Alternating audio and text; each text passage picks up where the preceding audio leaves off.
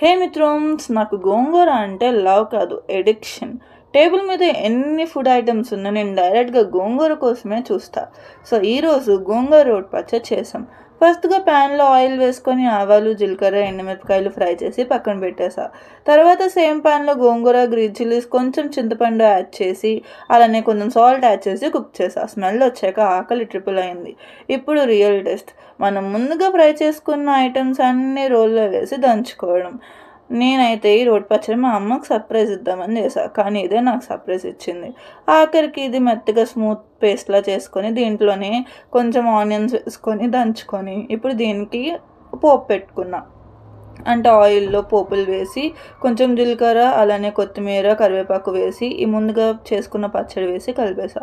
ఇప్పుడు ఇది వేడి వేడి అన్నంలో కొంచెం రోటి పచ్చడి పెట్టుకొని అలానే నెయ్యి వేసుకొని కలుపుకొని తింటే అబ్బా స్వర్గమే. మీరు కూడా ఒకసారి ఇది